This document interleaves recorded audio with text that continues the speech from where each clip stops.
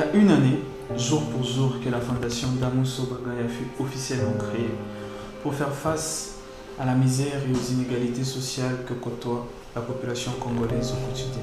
Cette dernière assiste à un paradoxe d'un pays scandale géographique avec une population pauvre, fort malheureusement, qui enregistre un nombre élevé de pères de famille n'étant pas à mesure de scolariser, vêtir, nourrir leurs enfants, parce que n'ayant pas ou ayant moins de moyens pour leur permettre de nouer les deux bouts du monde.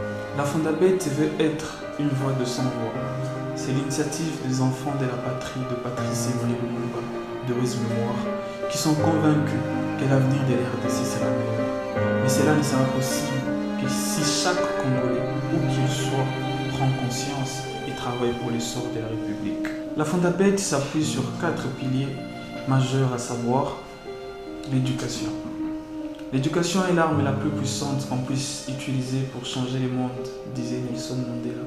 C'est dans ce cadre que la Fondabet s'investit dans la construction prochaine des écoles et l'octroi de bourses d'études aux élèves provenant de familles démunies, mais qui se distinguent par de meilleures notes. La santé.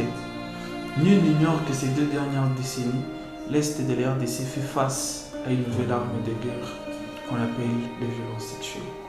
La Fondabet propose de lutter contre les violences sexuelles et de fournir un accompagnement juridique aux femmes victimes de dites violences. Mais nous aimerions aussi accompagner ces femmes dans les processus de réinsertion au sein de la communauté, parce que dans la plupart des cas, elles sont marginalisées, voire écartées. L'évangélisation. La Fondabet prône des valeurs chrétiennes. C'est dans ce cadre qu'elle s'investit dans l'organisation des campagnes d'évangélisation et des séminaires religieux. Le développement. La Fondabet se veut être un acteur incontournable dans les processus de développement de la RDC, car elle reste convaincue que chacun dans son coin est appelé à apporter sa pierre à l'édifice afin que la RDC retrouve sa place d'attente dans le concert des nations. Certes, pendant cette première année, nous avons fait face à des situations difficiles mais indispensables à notre développement.